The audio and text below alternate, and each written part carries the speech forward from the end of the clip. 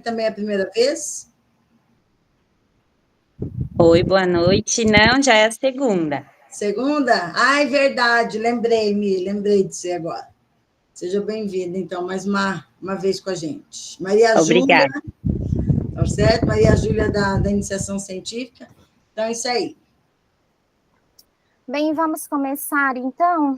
Boa noite a todos, né? Mais um dia que nós estamos para o nosso encontro do grupo de pesquisa. Hoje, no grupo, tem a discussão, né, do texto Infância e Monstruosidade, cenas de uma invisibilidade cotidiana. A princípio, eu vou fazer uma discussão, assim, dos pontos que eu achei importante no texto. No decorrer, a professora Marta também vai colocando alguns apontamentos dela. E aí, como se trata de um grupo de estudos, aí eu vou pedir para vocês, se vocês quiserem interferir, colocar apontamentos no chat, podem ir falando, tá? E vai chegar ao ponto que depois vão ter algumas partes aqui do texto, que aí acho que vai ficar melhor para a gente discutir, que dá para a gente analisar aquelas cenas que os dois autores colocam, tá? No texto. Eu também não vou começar a minha fala assim, né? Eu queria agradecer também aqui, fazer um agradecimento à professora Marta, né, a minha orientadora, pela oportunidade, em vista de que a gente vai postar esse grupo de estudos lá no canal do YouTube, então queria agradecê-la muito. Eu sou a Roberta, né, orientanda de doutorado da professora Marta, comecei a minha trajetória ali acadêmica com ela, né, por isso que eu a denomino como minha mãe acadêmica, né. Ainda no mestrado, ela, sem me conhecer, assim, tanto ela foi minha professora, sem conhecer o meu trabalho, né, tanto a fundo, ela aceitou esse desafio, né, de me orientar, e eu tenho certeza que as orientações dela, assim, na minha escrita, né, e tudo não chegam ao conhecimento que ela tem, né, mas eu agradeço muito pela orientação dela, e que vai além, né, essa orientação vai além do currículo, né, e agradeço aos colegas do grupo também, e todos os presentes aqui, que me fazem, né, e juntos a gente pensa, né, a teoria, crítica, a infância, né, e as crianças. Agradeço muito a todos. Para nós, então, começarmos, né, essa discussão, eu vou colocar aqui os slides, e aí eu vou comentando, e a gente fica esse combinado, tá? De uma discussão mesmo de um grupo de estudos, como se a gente estivesse lá na UEL mesmo.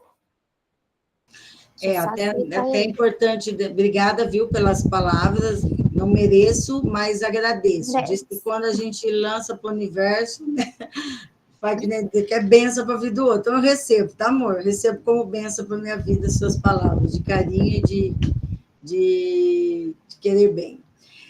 Em relação até essa discussão, eu acho que é muito interessante, porque a gente escolheu, né, até foi uma indicação que a Roberta fez, e esse texto de hoje, eu acho que ele revela e mostra claramente muitas questões que nós estamos vivendo, principalmente pensando nessa questão da infância, né? Então, eu acho que dá para fazermos uma discussão legal, esse norte, né, não com a intenção da Roberta apresentar o texto, mas ela vai, né, a gente criou uma metodologia só para ir seguindo alguns pontos do texto, mas com a liberdade de vocês irem entrando em cena também e indicando partes do texto que sejam importantes, para que a gente possa efetivamente fazer valer o que é esse grupo de estudo.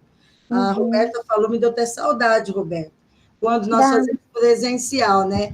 Hoje a gente opta pelo online por conta da vida da maioria das pessoas, muitos são de fora, mas, assim, de verdade, o gostoso é sentar em roda, conversar mesmo sobre o texto, que daí a participação ela acaba sendo mais ativa, né?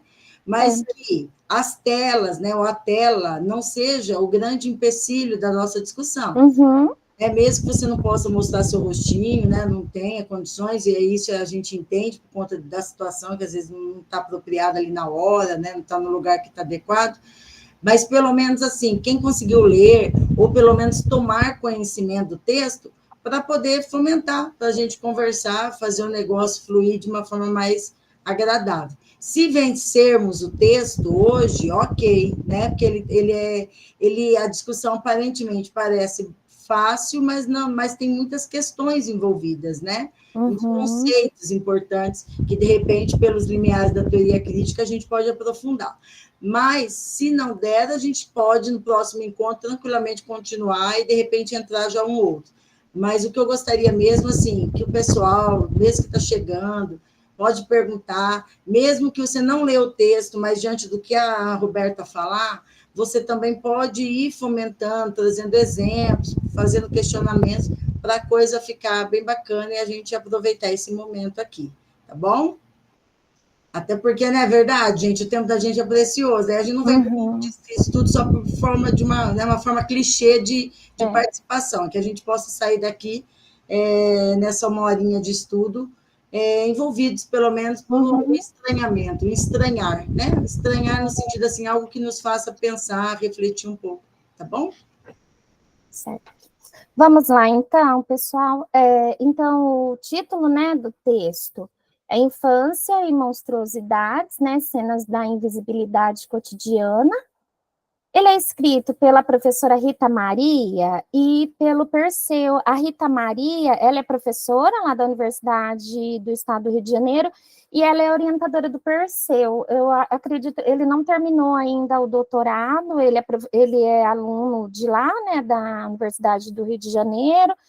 Ele também é professor na universidade, ele chegou a lecionar algumas disciplinas e ele faz essa discussão acerca da violência na infância, né, muito ligada ao colonialismo, né, a questão de gênero, as questões sociais, raciais, ali todos ligados à infância.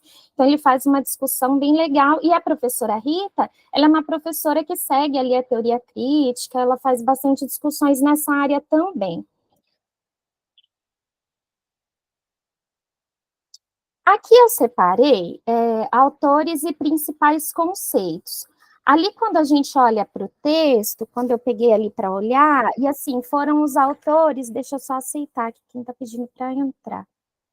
Foram os principais autores que eu achei que... Boa noite, Natasha. Foram os principais autores que eu achei que tiveram mais, não força no texto, mas que me chamaram mais atenção. E pode ser que para vocês outros chamaram, né? Então, ele traz aqui, os autores, eles trazem o Walter Benjamin, né? Que é o filósofo da infância ali, o Benjamin, né, escreveu várias obras, é interessante que ele vem ali falar da arte na era da reprodutibilidade técnica, né, e tem os livros ali dele da infância. O Walter Benjamin, acho que o pessoal do grupo sabe, né, ele se suicidou ali ao final da Segunda Guerra. Depois a gente tem esse outro autor, que é o Jeffrey Cohen, que é um educador, né, um professor ali da Universidade do Arizona, que ele faz uma discussão sobre os monstros, né, e ali no decorrer do texto a gente vai ver assim, né, quando a gente olha os monstros, a gente pensa que é o monstro do desenho, né, e esse monstro é muito aquém disso, né, eles são muito atuais. E aí ele traz, os autores também traz a Hannah Arendt, né, essa filósofa, e a Hannah Arendt, ela faz uma discussão ali acerca da banalidade do mal, né, e aí eu trouxe esses autores, e eu começo no texto fazendo, assim, um aparato do que eles do que vem ser discutido, né. Os autores trazem esses autores, né, esses filósofos e outros mais, e nos convidam a refletir sobre a presença das crianças no cotidiano em meio à fragilização da democracia, das políticas de exceção e da barbárie iminente. Eles vêm explorar e representar a invisibilidade dessas crianças, né, e aborda o papel das mídias nessa banalização do mal, expressando o colonialismo e estetizando o fascismo. E aí ele até coloca, né, tem outros autores ali como Humberto Eco. Na introdução ali, então vamos pegar partes do texto, eu gosto de estudar assim, eu fui indo por partes. Ali na primeira parte do texto, então a autora ela vem trazer uma introdução, né, falando novamente dessa influência da cultura visual na vida das crianças, e vem nos propor essa reflexão, né, dessa representação das crianças no dia a dia, que a gente vê tanto, né, em alguns anos atrás, a gente já começava até aquela discussão assim, de que as crianças estavam, né, aparecendo nas redes sociais, né, então assim, você via uma foto, via uma postagem, tinha aquela criança na propaganda, né, no comercial, no outdoor. Agora as crianças, elas são ali expostas pelos pais, né, então desde bebês ali, a mãe engravida e ela já coloca nas redes sociais e já vai fazendo essas postagens e esse acompanhamento da gestação ali. Então o texto ele vem falar disso, dessas crianças que são expostas nesse mundo virtual, né, e aí ele traz ali alguns elementos como o colonialismo, a questão dos monstros, né, da monstruosidade, do fascismo, para a gente entender o que tem por trás dessa exposição das crianças. E aí também me faz pensar, por que a gente toma isso como normal? Né? Porque muitos de nós tomamos como normal essa exposição. E aí, nas cenas em que nós vamos ver, no decorrer da nossa discussão, nós vamos perceber o quanto de curtidas que essas crianças recebem, mesmo quando ela chora, mesmo quando ela demonstra sofrimento. Então, ali na primeira parte do texto, ele vem trazer, o autor vem falar dessa diferença, né? O que é um monstro, o termo monstro? Ele vem trazer a diferença. É ligado à anomalia, à aberração, a deformidades corporais ou morais, né? E aí, o autor, ali em monstruosidades, né, colonialidades e fascismo, né, que ele vem trazer, explorar mais essa questão da monstruosidade, né, só que ele vem falar sobre a violência, né, sobre a violência. Se a gente pensar hoje sobre ela, nós somos uma sociedade que vive em um estado de exceção, né, sobre essa violência. Tem até uma citação do Benjamin, que eu anotei aqui, eu gosto muito, que ele diz: a tradição dos oprimidos ensina-nos que o estado de exceção é a regra. Benjamin, ele vem falar da voz, né, desse oprimido, né, então, por que, né, que nós vivemos em um estado de... Por que nós vivemos em um estado de exceção, né? Nós vivemos nessa nação que foi constituída num processo de colonização, né? E hoje a gente vive nesse estado de colonialidade, né? E de violência permanente. Tem um outro autor que vem ali, eu acho que eu coloco ele aqui mais adiante, que é o Benck. Ele é um filósofo, né? E ele discute a questão da violência e ele traz a questão muito da biopolítica e da necropolítica, né? E tem uma citação dele que ele diz: a modernidade esteve na origem dos vários conceitos de soberania e, portanto, da biopolítica. E a gente vai ver no texto, que acho que mais na página 4, né, sobre esse processo de colonização, né, o processo, ele se deu de forma violenta, né, e ela é uma experiência universal de humanidade, né, que nega o outro, né, da sua humanidade. Quando você coloca o outro, quando você diz, a gente vê aqui no texto, quando o autor fala do outro, ele fala desse outro que deve ser eliminado, né, o outro, né, que não se enquadra, né, nesse modelo europeu. Então, para o Bembe, quando ele fala dessa biopolítica, tem muito a ver com fazer viver, né, que são políticas públicas de manutenção da vida. Só que no capitalismo, né, assim, busca-se esses corpos saudáveis para produção, e a gente vê que com a colonização tem-se essa questão de negação do outro. E foi um processo extremamente violento, e é violento, e ele perpassa todas as relações. Lá na página 4, que eu anotei, acho que tem uma citação do Bembe. Lá no primeiro, segundo, terceiro, no quarto parágrafo. Nesse sentido, são monstros também todos aqueles apontados como outros, os quais o projeto colonial visa civilizar.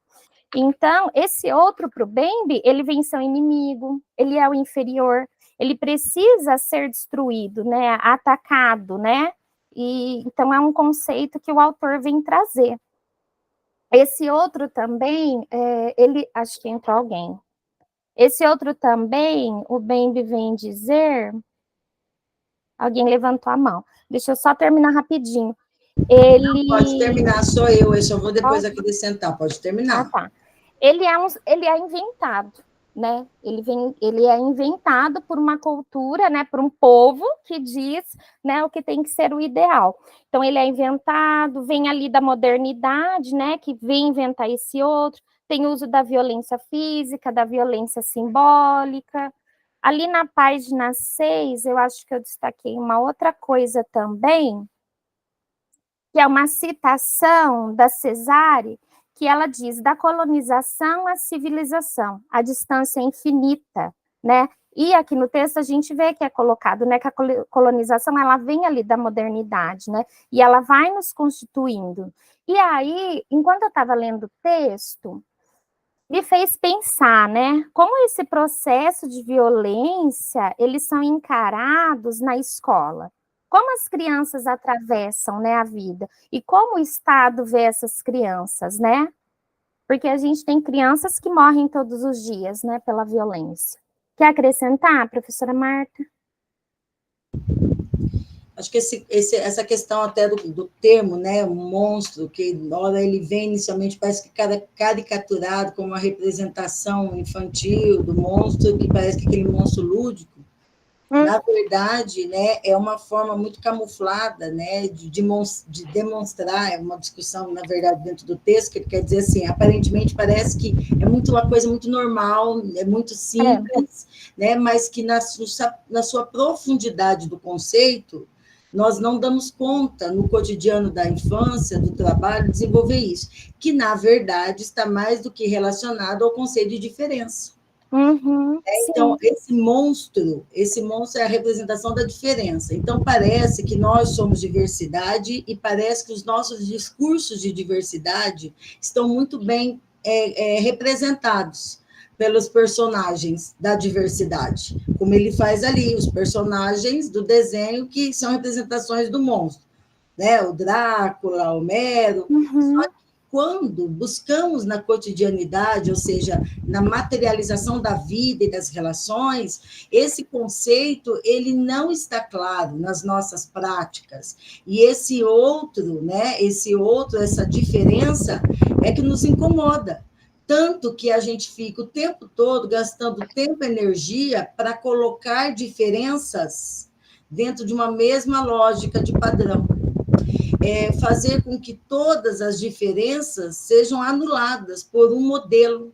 Então, quando eu penso na escola, quando eu crio o tempo como definidor do modelo, do lugar que a criança tem que estar em termos de aprendizagem, né? Quando eu penso na questão do espaço, né, onde anula a diferença, colocando todos têm que ficar sentados, né, na carteira e prestando atenção. Então, os modelos, os arranjos, os ambientes, a organização do tempo, as próprias direcionamentos das propostas, vai fazendo a contradição, né, no sentido daquilo que parece que está tão claro, que entendemos a diferença, mas que na prática essa diferença é um monstro, é uma monstruosidade que nos atinge e que a gente parece que todo dia quer anular, quer fazer com que todos se tornem, né, uma única imagem, né, um único padrão, uma única representação.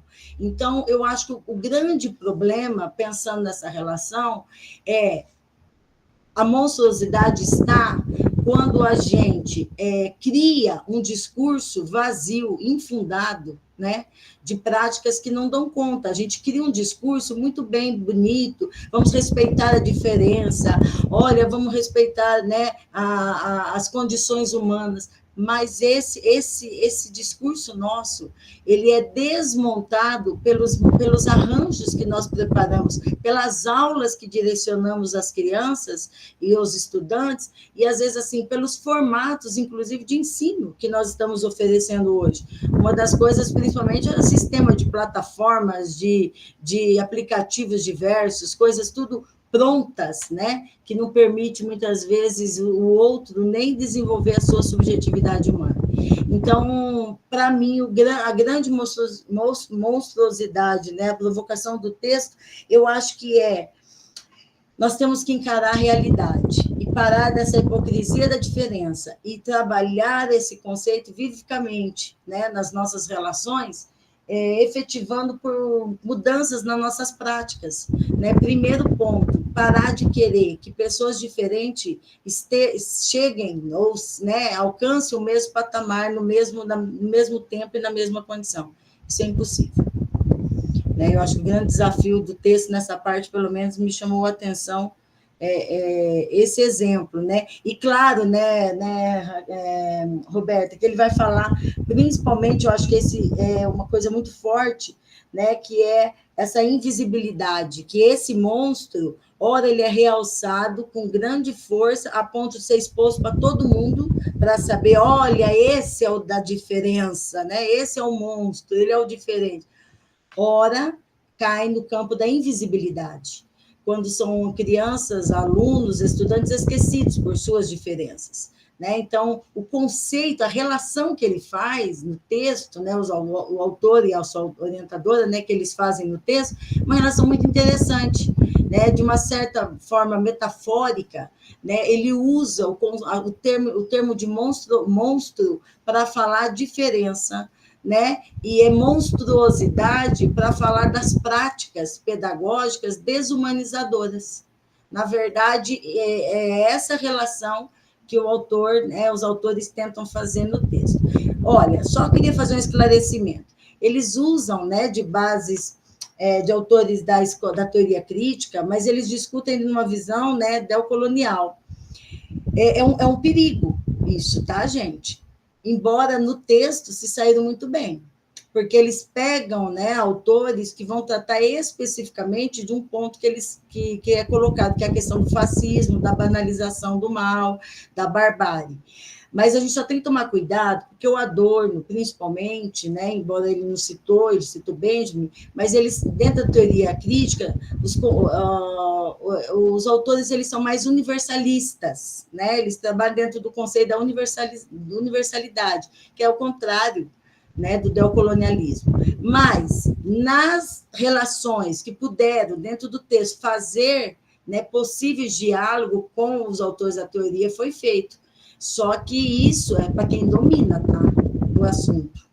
Porque dependendo da forma que você vai buscar Hannah Arendt, Walter Benjamin, e usar autores que discutem sobre o neocolonialismo, você pode também estar provocando um grande perigo de discussões bem assim, contraditórias dentro do texto. Só esse esclarecimento para a gente não se perder. Então, ele não é puramente da teoria crítica.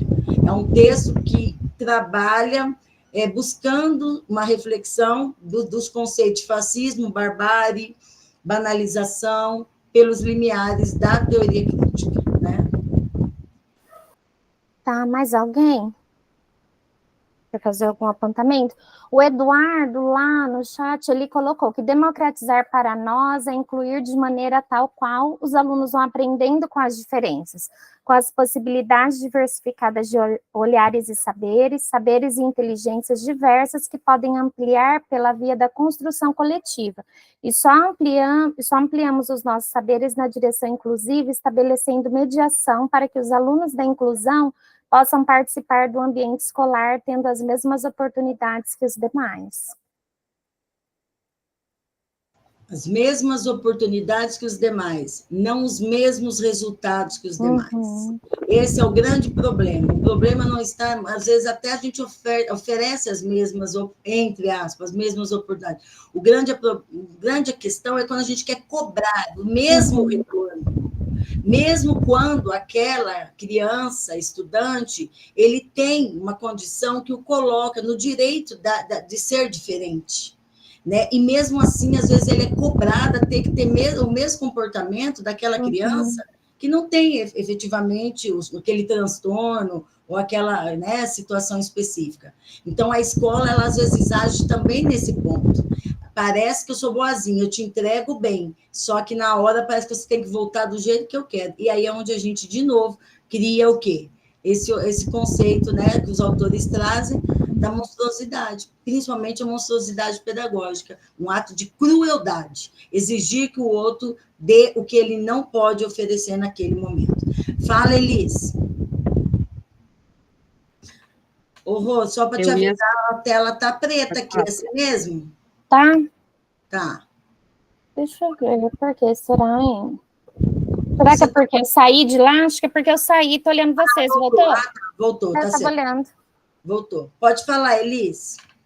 Acho que pensar também no outro e não medir com a nossa própria régua, né? Quando a gente pensa nas crianças, principalmente crianças da periferia, crianças que chegam na escola sem aparato social, né?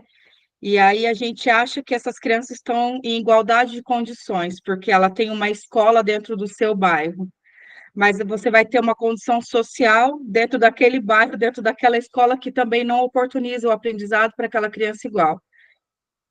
Para mim, aquela fala do professor Libânio, na primeira, na, na, na palestra de entrada da SEDU, foi muito pertinente, porque ele fez aquele estudo falando que as crianças que têm que estão na linha da pobreza, né, que realmente estão em situações de desigualdade, de vulnerabilidade, são essas crianças hoje mais afetadas. E hoje, dentro do conselho, eu percebo assim, chegou para nós uma nova política, que a partir do ano que vem, as crianças precisam ser autodeclaradas, isso precisa estar autodeclarado.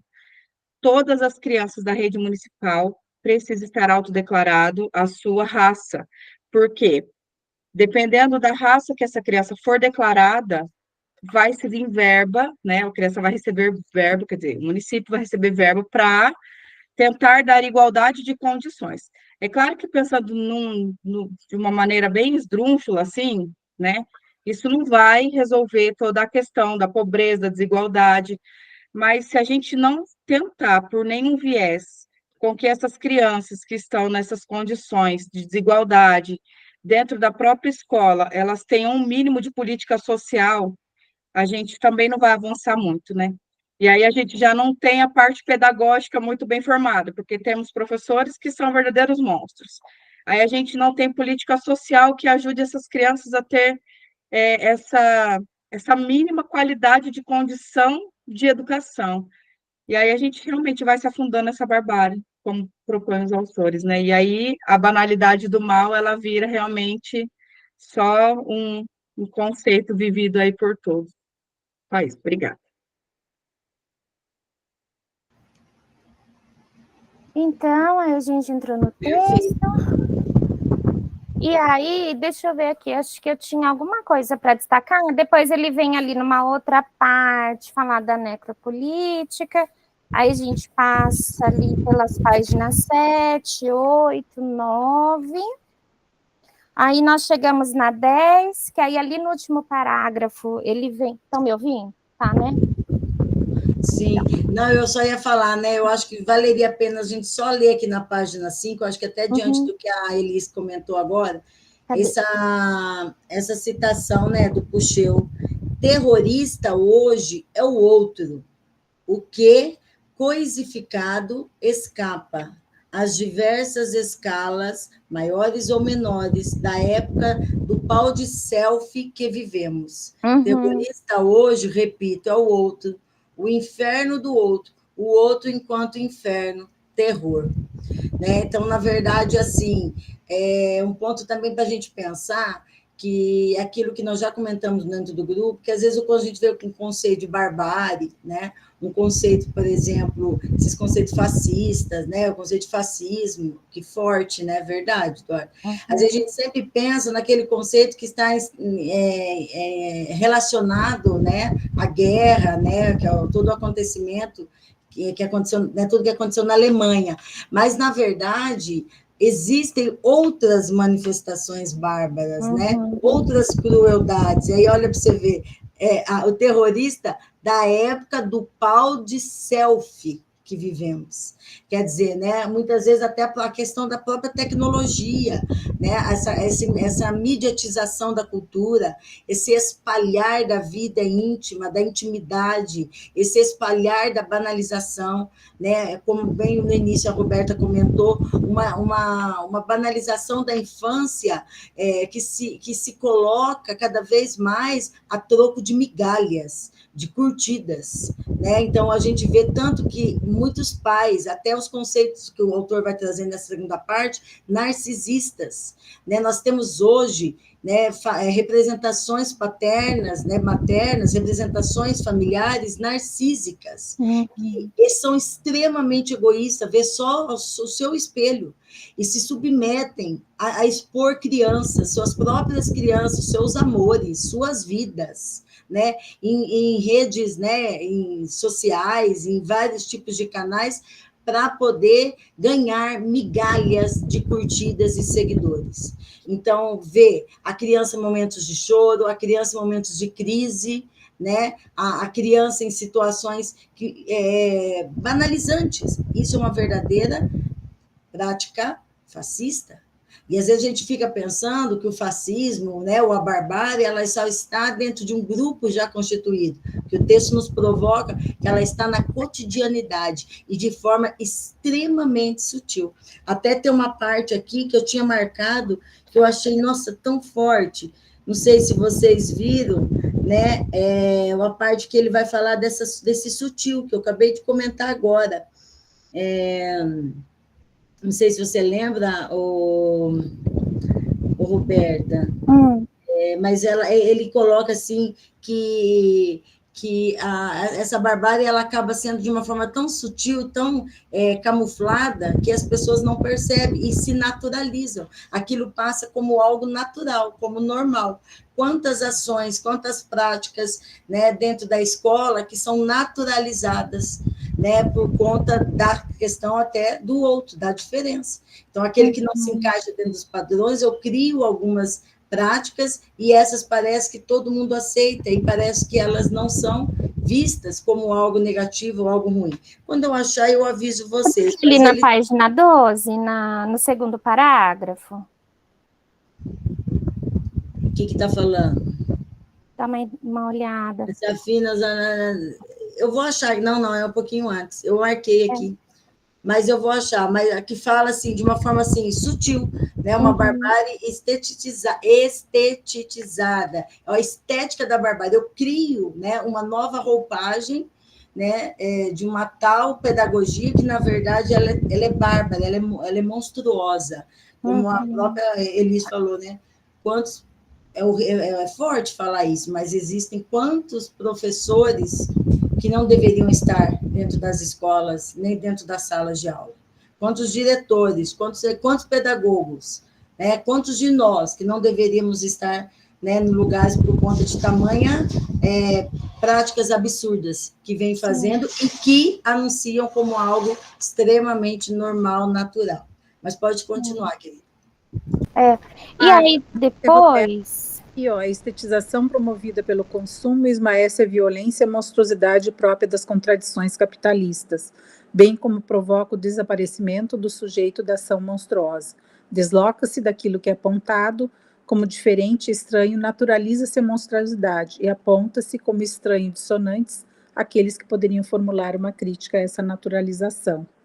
Não é essa parte, Marta? É essa parte mesmo. É isso aqui, ó, que eu acabei. A estetização, ó, promovida pelo consumo, esmaece a violência e as monstruosidades. Então, a gente cria um fetiche, cria uma roupagem para práticas cruéis, para práticas ruins, para práticas equivocadas. Só que a gente faz isso dentro de uma lógica que parece que é tudo comum, parece que é tudo normal, né? Então, que acaba, de certa forma, se naturalizando. É aquela verdadeira contradição. O que é errado parece que está certo. O que é errado? Como que é? O que é certo é errado e o que é errado é certo. Né? Sim. Depois ele vem até no texto, ali na página 13, né? Colocar ali alguns exemplos, né? Conta até uma história, né? Do filho que leva a mãe para um passeio e a mãe nem percebe, né? Que está indo para um asilo, né? E assim, passa desperceptível, assim, né? A gente olha, não pensa, né, nessa monstruosidade. E aí eles vão colocando vários outros exemplos aqui. Até a gente chegar ao final da página 13, que aí vem falar das pueris banalidades, que aí vem as cenas para a gente pensar nelas, né? Que aí vem trazer ali umas reflexões com a presença da criança na sociedade através dessas situações cotidianas. E aí vem, né, explorar a cultura visual, a invisibilidade infantil, né, questionando essas banalidades, monstruosidades e pedagogias visuais. Eu vou colocar aqui para a gente ver. Vamos tentar ver se a gente consegue terminar. Nessa primeira cena aqui, né, no vídeo vê-se a imagem da menina soluçando de tanto chorar enquanto é filmada. Sofre porque em seu sorriso faltam dentes de leite recém-caídos. Entre soluços, diz que está com vergonha de ir à escola, que está feia. A mãe intercala contra argumentos de que ela está bonita, que é linda, que todo mundo passa por aquela situação. A menina indaga, então por que estão rindo da cara dela, né? A mãe ensaia dizer que não está rindo, mas no meio da fala ela ri. É possível ouvir outra risada ao fundo, que parece ser de uma outra criança. A mãe então pede para a menina imitar um clássico personagem televisivo, desdentado e dizendo, tchã. A menina diz que não confia mais na mãe e pede para que pare de fazer aquele vídeo. O vídeo viral disponível no YouTube soma no momento aí 2.700.000 de visualizações e recebeu 38 mil curtidas na plataforma. Essa é a primeira cena, né? Eu acho que valeria a pena agora a gente, de repente, quem está mais quietinho na noite aí, o que você acha disso, né? Tentando, quem já está com a gente um tempo, quem está chegando, como que você vê, né? E o que aqui reflete essa questão, né? Da banalização, da barbárie, né? Dos atos cruéis, da monstruosidade, onde que está, né? A monstruosidade nessa cena, onde está a preocupação, né, para que nós, por exemplo, como professores, que muitas vezes até nós mesmos curtimos esses tipos de vídeos. E dá aquela sensação assim, a percepção da mesma do colonizador, né, o adulto colonizador da criança, né, porque você é meu, né, o teu corpo é meu, você é um brinquedo para mim agora e eu faço o que eu quiser com você. Sim.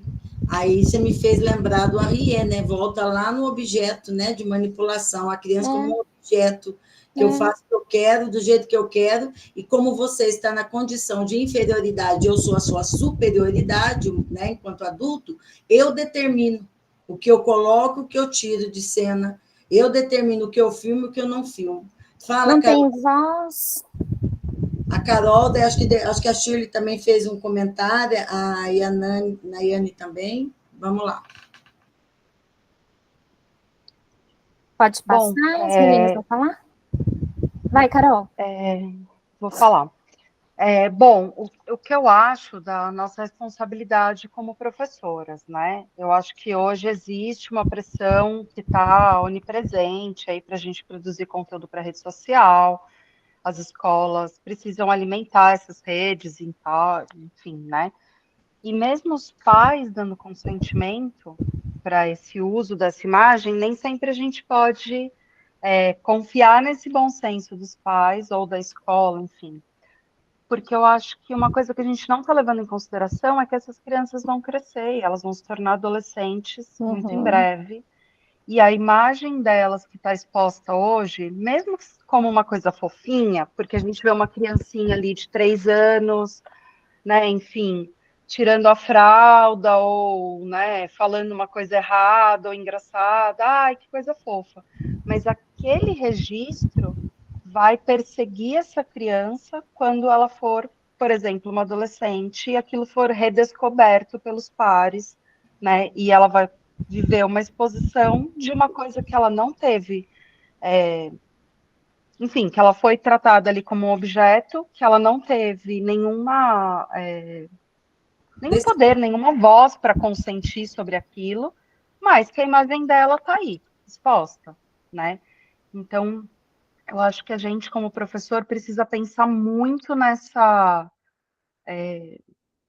exposição das crianças que a gente faz nesse movimento de, né, alimentar o marketing da escola ou mandar esse registro para as famílias.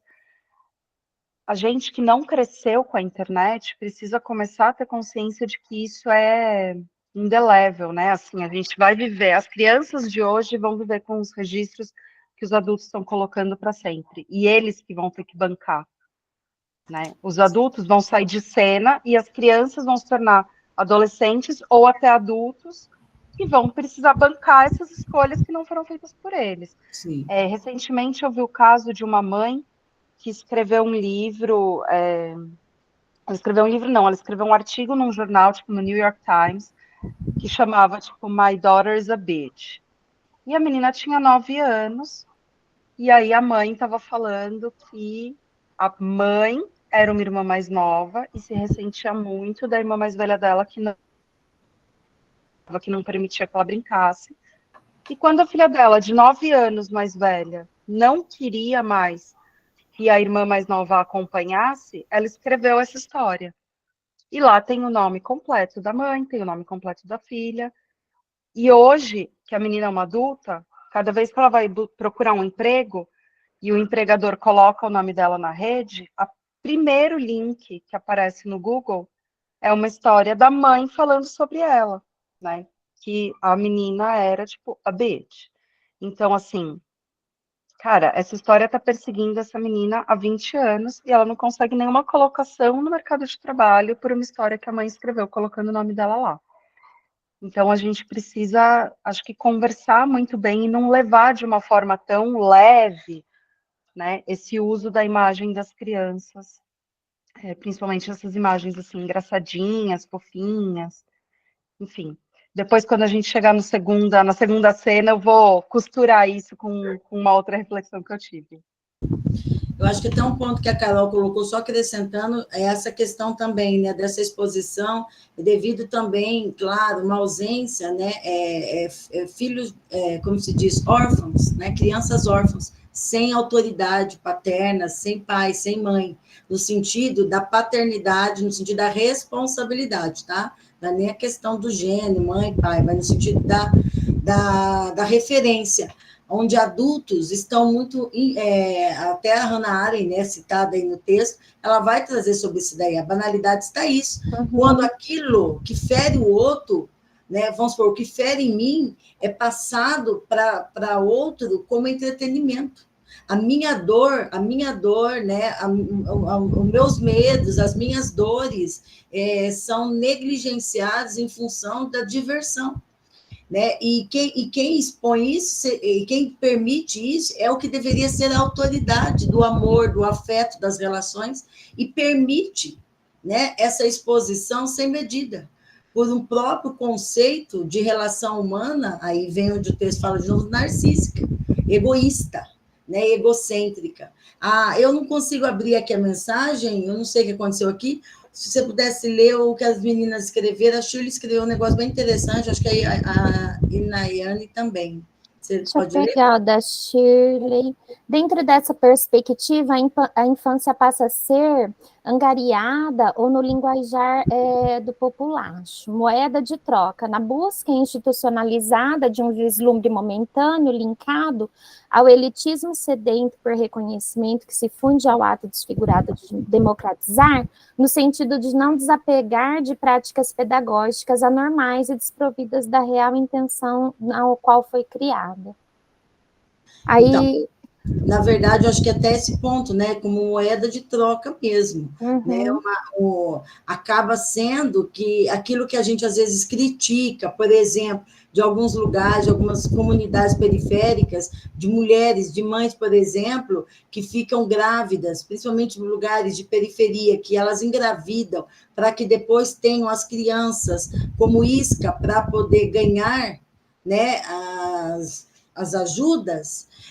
Nós também estamos vendo isso nas classes, né, no grupo, nas divisões de classe, com pessoas de classe média, média alta, que também estão fazendo o mesmo jogo, né, o jogo de colocar suas crianças como iscas mesmo, né, iscas no sentido de ser vendidas, né, vendida a sua imagem, vendida a sua dor, vendida a sua alegria ou a sua dor e sua exposição. E o que a Carol falou é uma coisa importante, é um ato totalmente irresponsável. Por quê? irresponsivo. Por quê? Porque essa criança, hoje, ela está sob a nossa autoridade. E isso pode gerar problemas para a sua vida, para a sua formação. Então, a gente não está pensando lá, a gente está pensando o que está ganhando hoje. Volta a dizer o quê? Uma lógica consumista, imediatista, utilitarista, que não pensa no processo formativo, só pensa no resultado imediato das coisas. Eu acho que quem pediu, Eduardo? Ele e a Carol. A Carol pediu primeiro, professora. Não, acho que ela não tinha nem tirado. Ah, sim. Só fazer um comentário, porque eu fiquei refletindo sobre a frase, o contexto, em que aparece uma criança que está em extremo sofrimento, né? E que a mãe, né, ela pede, é uma criança que se demonstra inteligente, né? Demonstra toda a sua inteligência, ela está percebendo que ela está sendo usada nesse processo, e a mãe, dentro dessa lógica utilitarista, acaba utilizando essa criança numa perspectiva narcisística. Acho que é isso. Sim, perfeito. E o grande problema, né, que, na verdade, às vezes também caímos nessa desse mesmo engodo dentro da escola, tá? Quando nós filmamos cenas de criança tendo crises, jogando carteira, você já viu essas cenas? E às vezes as pessoas até comentam, viu, ó, como que é? Olha o que ele faz, olha a situação. Vários vídeos a gente pode ver, aqui é da mãe para a criança, mas não, às vezes não acontece também de dentro da escola, filmarmos situações, né, principalmente quando crianças de inclusão estão tendo seus momentos de crise ali, e é exposto e colocado nas redes sociais, né? Então, até que ponto isso? Né? Até onde nós vamos?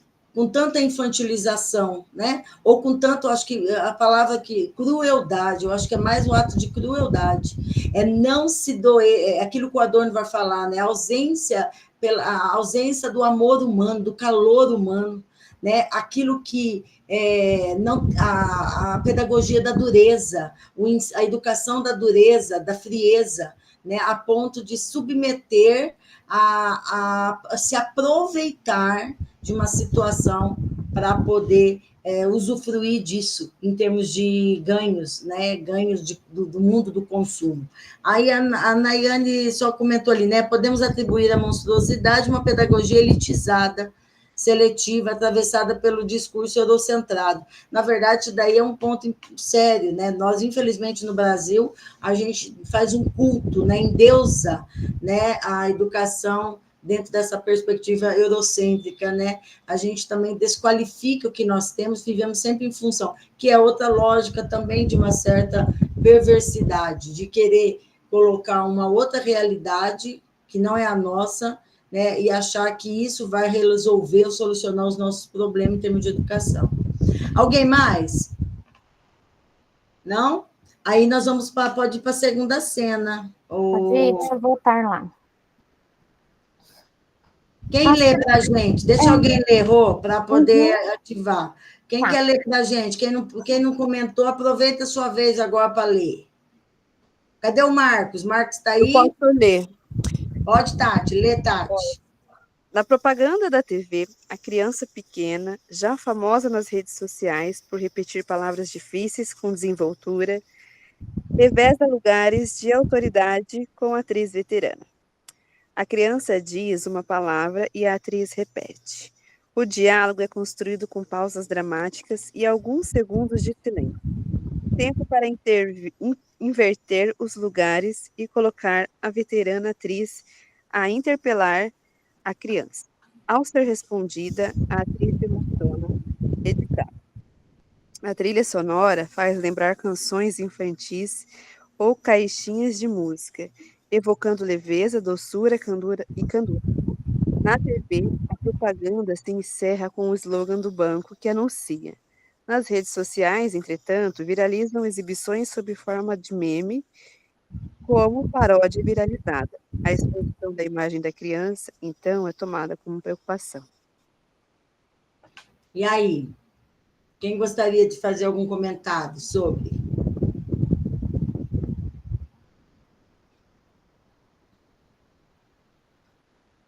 Parece que o trabalho infantil só está na criança do semáforo, né? A exposição, a exploração. Eu acho que, no meu ponto de vista, a gente cada vez mais está se perdendo a infância, né? Ao colocar a criança nessa condição, eu sempre reflito nisso. Quantas vezes nós estamos tornando a criança tão adulta e fazendo com que ela perca a sua infância, né? A infância do brincar, a infância da descoberta, e nós colocamos ela nessa posição de adulto, às vezes o termo muito utilizado, esse adulto em miniatura, né? E a gente vai perdendo essa infância. E isso tem acontecido bastante, tanto nas redes sociais, fruto da própria indústria cultural, né? Então, até, na verdade, isso daqui acaba sendo, né, porque eu tinha até comentado, né, acaba sendo um trabalho dessa criança, de uma influência. Ela se torna uma influenciadora da linguagem. Sim. E olha que coisa, a inversão dos papéis. Quando ela direciona a fala, o que é criança, ela não é só expulsa do jardim da infância, né, como se diz, fazer com que a sua linguagem seja de uma adultizada, mas pela própria questão da relação com o adulto, que no caso, ali fala bem, ó, né, a criança diz uma palavra e a atriz repete. O diálogo é construído com pausas dramáticas e alguns segundos de silêncio. O tempo para inverter os lugares e colocar a veterana atriz a interpretar a criança. Então, na verdade, a relação também acaba sendo prejudicada quando a gente não sabe quem é quem ali, né? Quem é a referência, né? Quem está na posição. E isso passa a se tornar, dentro da criança, como se ela fosse uma colecionadora, né, da perfeição. O dia que uma criança dessa não conseguir desenvolver tal situação, tal linguagem, tal ação, ela pode ser prejudicada emocionalmente na sua vida, no resto da sua vida, né? Pode falar, quem ia falar? É a Tati. Uma coisa que eu sempre vejo muito na TV, mas assim, é nós mudarmos o nosso olhar, porque todo mundo acha muito bonito, vislumbra demais, acha assim impressionante, mas a gente tem que parar para olhar com um lado mais crítico e mais humano, e também esse olhar mais pedagógico nosso. Tem um programa na televisão que eles colocam lá na TV as crianças que têm superdotação. Uhum. E eles têm aquela criança que repetir palavras assim, sequências lógicas, sequências de matemática, de raciocínio lógico, e aquela criança entra naquela pressão, aquela criança tem um tempo para fazer aquela palavra, ou, né? Não, é horrível. E todo mundo acha, isso acaba se tornando um espetáculo, e assim, nossa, que coisa linda, que trabalho maravilhoso, que lindo.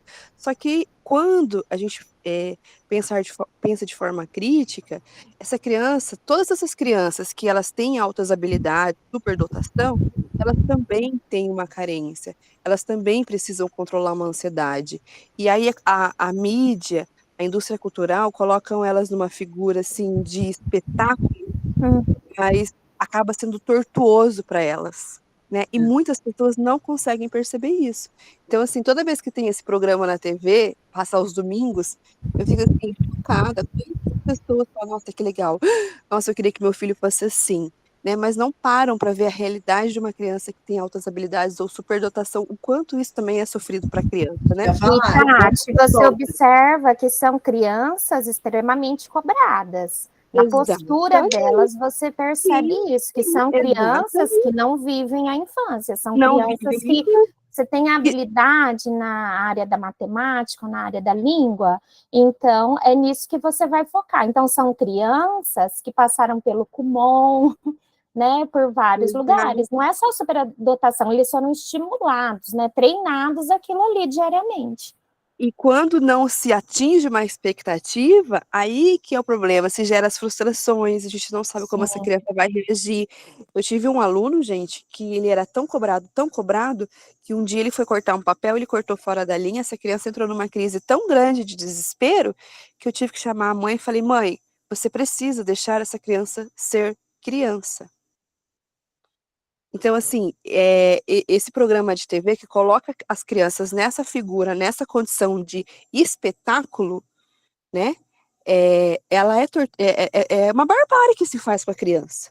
Só que muitos acham como um espetáculo, como uma coisa assim, né, coloca na figura de gênio. Né, então, é bem complicado essa questão da criança nas mídias, fruto da indústria cultural.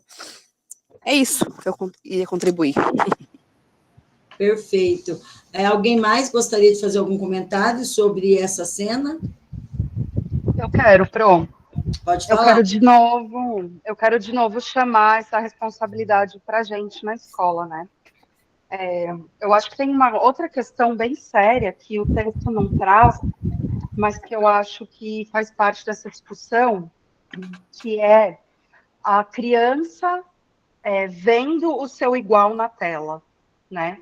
Então, quando a gente tem uma cena como essa propaganda, que ali a gente tem uma criança protagonizando, né, e dando para a atriz veterana ali reconhecida as suas falas e tal,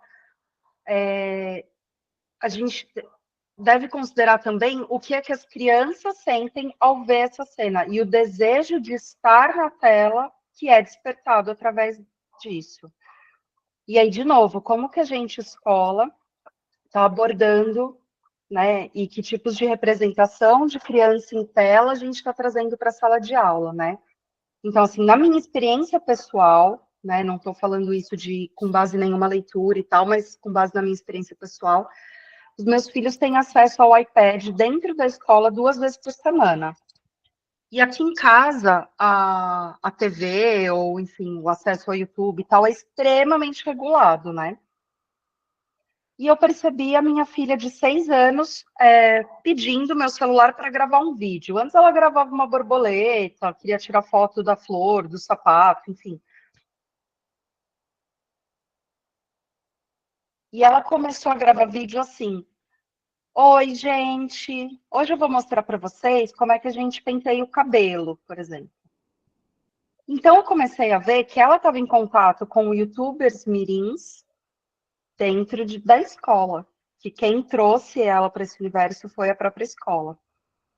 E aí também, o meu papel como mãe, mas que a gente como escola não pode se isentar desse papel, de mediar essa relação da criança com esse tipo de conteúdo, né? Então, ela começou a me pedir, por exemplo, para ver um canal do YouTube que uma mãe e uma filha faziam slime juntas. E eu tive que sentar do lado dela e mostrar para ela por que aquele tipo de conteúdo não é apropriado. Que aquela criança está trabalhando, que talvez ela tenha que virar para a câmera e falar 20 vezes, uau, que incrível, mesmo se ela estiver odiando estar naquele lugar, que aquela criança está numa situação que nenhuma criança deveria estar. Então, eu, como mãe, tive essa atuação, vamos dizer.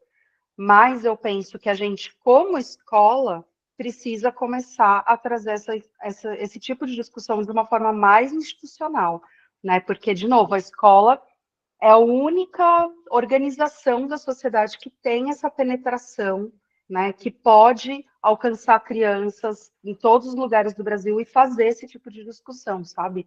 Eu acho que a gente tem que chamar para a gente. Se a gente acha que a gente pode liberar um iPad ou um acesso ao computador na escola, a gente precisa, junto com isso, preparar as crianças para entender o que elas estão vendo através da tela, como nesse exemplo da propaganda.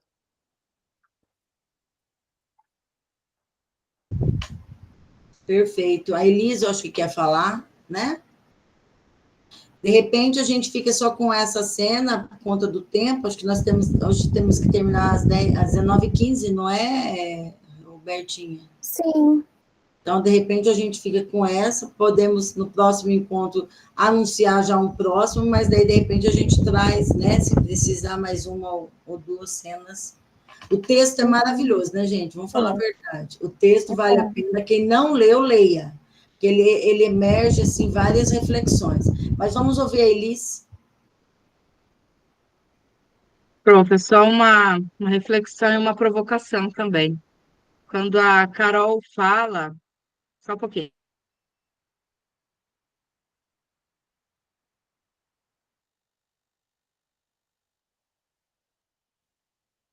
É que casa povoada, cheia de criança, é assim. Quando a Carol traz essa questão das telas, eu tive um embate na escola das minhas crianças por conta das telas, né? Eu sou uma mãe que não dei celular para os meus filhos. Meus filhos não tinham acesso ao celular, a não ser o meu celular, quando eles precisavam, bem demasiadamente, assim, ao meu controle. E a plataformização chegou no estado, né? E minha filha chegou no 6º ano, e tinha aquele 1 milhão de plataformas para ela acessar. E aí eu fui obrigada a comprar um celular para ela, porque ela não dava conta de acessar todas as plataformas e fazer tudo que ela tinha que fazer dentro da escola. Então, eu tive que colocar um My Family controle dentro do celular, enfim. Essa foi a minha realidade, ter que aderir a uma coisa que eu não queria. Só que, para além disso, eu acho que quando a gente chama só a responsabilidade para a gente, isso traz essa, como se fosse uma culpa, mais um peso em cima das nossas costas, né? Eu acho que hoje a gente precisa levar essa discussão para além da nossa vida, da escola, né? Quais são os lugares de acesso público que a gente tem levado essas discussões de fato? Porque, assim, Marta, eu tenho visto, dentro da discussão política em que eu tenho adentrado, dos GTs que eu tenho encontrado dentro da própria Prefeitura de Londrina, eu não vejo ninguém discutindo sobre isso. Eu não vejo nenhum professor lá indignado sobre o raio das plataformas. Eu vejo essas discussões dentro da academia, eu vejo essas discussões dentro da sala de aula, eu vejo um professor ou outro indignado por conta dessas e outras situações, mas eu não vejo uma real, um papel, algo formalizado, dizendo da nossa indignação enquanto classe de professores dessa dificuldade e desse problema que a gente enfrenta hoje nas escolas. E aí, que isso era também algo que eu chamava a atenção lá dentro das aulas, enquanto eu frequentava as aulas do mestrado. Às vezes a gente vem e fala muito, reclama muito das coisas como estão sendo, mas os espaços que a gente precisa adentrar para falar sobre, nós não estamos ocupando. E aí, quando a gente não ocupa esses espaços de fala, outras pessoas falam por nós. E quando as pessoas vão falar por nós, a gente só fala bobagem. E propõe planos esdrúxulos e querem coisas assim. Olha, aberrações, assim, eu não quero nem entrar nesse mérito aqui, porque chega a me dar gastrite, das coisas que querem passar para dentro das escolas. E quem que são? São os vereadores, são esse povo que está lá representando a gente, porque a gente não ocupa o lugar de fala onde a gente precisa. E assim, é um desabafo que eu tenho feito, porque eu estou dentro de um conselho municipal, eu tenho me enfiado dentro de algumas coisas, mas assim, é humanamente impossível uma pessoa só fazer primavera, né? Uma andorinha só não faz verão. Enfim, eu acho que nós precisamos, enquanto grupo, se organizar, fazer. Eu sei que é difícil, eu sei que é uma demanda assim, humana, difícil, mas se a gente quer mudança, a gente precisa adentrar essas outras esferas. Desculpa o desabafo. Não, eu acho que isso é extremamente impertinente, até porque para a gente sair também até desse olhar de uma negatividade que nunca se resolve, a gente só, né, chora para quem não deve ouvir, não, para quem não é obrigado a ouvir, às vezes, as nossas lamentações. Eu concordo bastante contigo, porque isso, por exemplo, está se alastrando dentro das escolas cada vez mais, e o silêncio da multidão vai gerar a resposta. E a resposta, o que vai ser? A adaptação, né? A acomodação, adaptar aquilo que está sendo colocado. como força, né, de lei, de poder. Interessante que, de repente, né, esse professor, né, às vezes em relação às crianças, até com essa questão da plataformização mesmo, né, às vezes quem reclama é quem tem que dar conta de responder tudo. Às vezes o professor, quando ele sente na pele, ele até tem coragem de falar. Só que o que infelizmente acontece hoje, né, que nós não temos uma organização coletiva, nem um lugar de fala, nem lugar nem dentro da escola, em qualquer outros grupos. Nós vivemos uma falsa coletividade. Na verdade, nunca estivemos tão só. Né? Nós temos uma solidão hoje no campo, por exemplo, das lutas, né? E quando eles fazem esse movimento, por mais que eu sei que você está sofrendo, eu fico feliz de ouvir você fazendo esse movimento, porque pelo menos esse movimento do pensamento, essa indignação, é aquilo que o Adorno vai falar, que é a crítica imanente, né? É a crítica que não se encerra, que não pode, né? Nós não podemos, é o desencantamento. Esse movimento que você faz ainda já é um ato libertador, é um ato de transformação, de possível mudança. O duro é quem está lá dentro e está gostando, e está achando que estamos na melhor época, no melhor tempo. Né? E isso, de certa forma, também é roubar de nós o quê? A reflexão, a crítica. Quando nós somos preenchidos, cheios de formulários, de sistemas, de coisas para fazer, a nossa mente acaba sendo anestesiada a uma vida utilitarista. E aí, cada vez mais, vai morrendo o quê? A consciência crítica. É aquilo que nós vamos falar do pensamento coisificado, onde eu passo maior tempo frente à máquina, em contato com a máquina, do que com outras pessoas. Então, se a gente for pensar hoje, a tecnologia, as pessoas estão, infelizmente, principalmente dentro da educação, usando de uma forma extremamente impensável, impulsiva, né? E sem responsabilidade. E vai chegar um ponto que a tremenda barbárie vai ser quando a gente não conseguir mais viver sem isso, que é o que muitas vezes acontece. Vocês podem ver, né, as situações cotidianas dentro da escola, das diversas, né, e que faz com que aquilo que nós antes lutávamos tanto para não ter, hoje nós lutamos para que não tirem.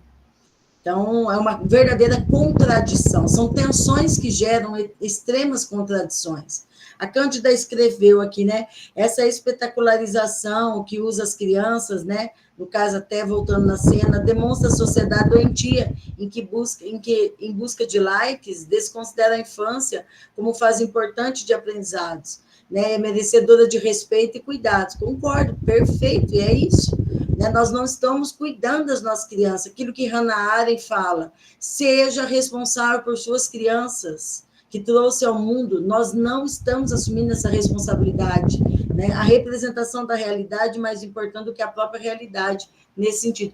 Perfeitamente, vivemos de representações, de ilusões, é uma sociedade da ilusão, que gera totalmente, né, uma mentira. Nós vivemos é um eterno, como se diz, um eterno dramatizar da vida cotidiana.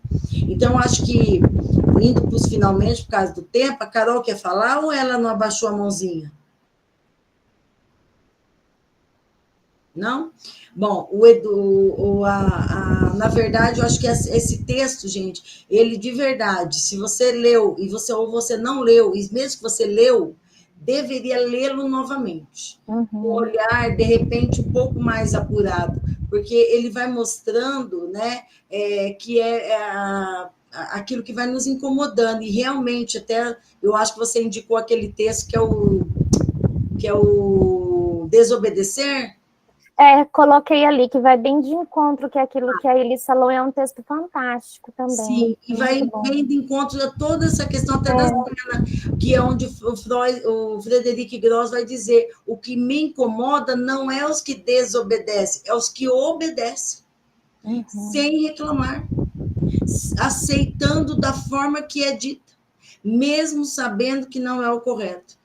Inclusive, né, fica um texto também de indicação de leitura para o para vocês todos que discutem, né, no campo, que for discutir no campo alguma coisa na área de formação. Um maravilhoso texto. Se o Marcos estiver aí, viu, Marcos? Esse também é uma indicação boa para o seu trabalho, sua tese.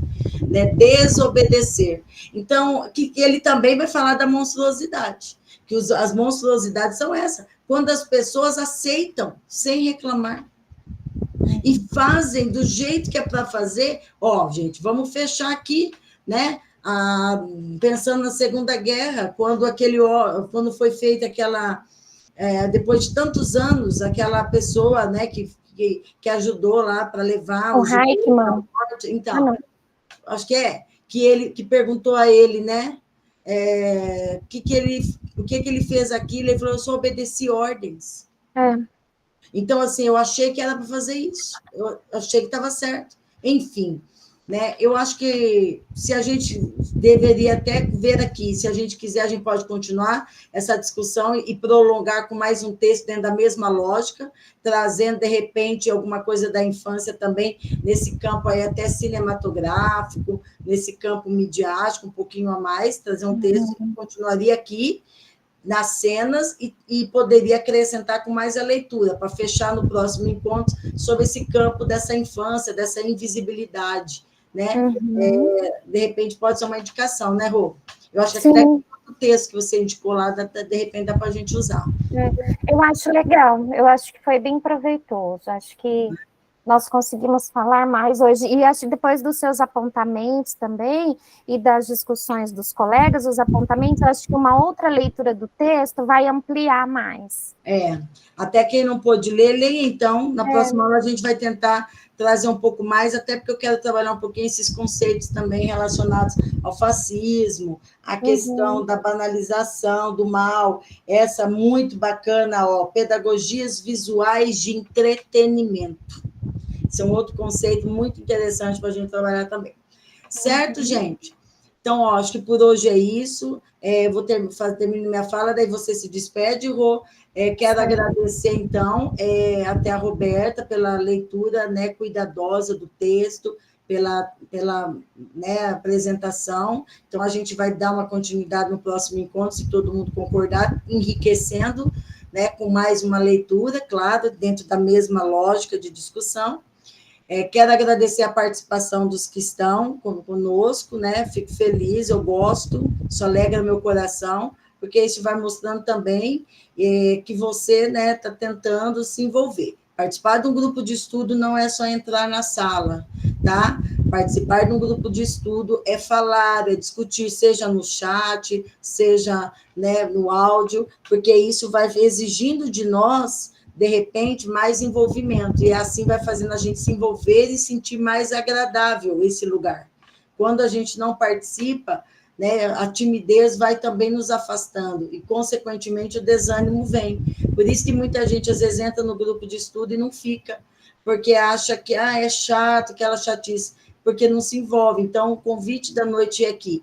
Nos próximos, tentem participar mais, se envolver, porque isso vai fazendo você também criar o gosto, né? Porque pensar dói, pensar não é sempre prazeroso, né? E fazer grupos de estudo para discutir um texto é algo que às vezes é dolorido, porque a gente tem que mexer com conceitos, com valores que muitas vezes dentro de nós, né, já estão cristalizados. Então, é um movimento do pensamento muito interessante, mas que precisa ser feito para que a gente possa efetivamente conquistar essa também cotidianidade do estudo, tá bom? Então, quero agradecer, Robertinha, fale, então, e aí, na sequência, a gente finaliza essa noite. Gente, quero agradecer também a participação de todos, né, dos colegas, os apontamentos, a ajuda aí da professora Marta nas falas.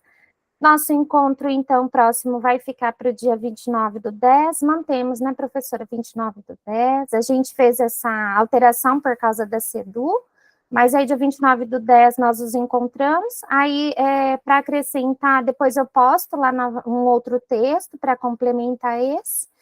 E só para finalizar, a gente falou tanto do professor, né, do nosso papel, eu queria falar uma frase que a professora Marta disse uma vez, e ficou muito marcada em mim, eu sempre procuro levar essa frase e sempre ver como eu estou.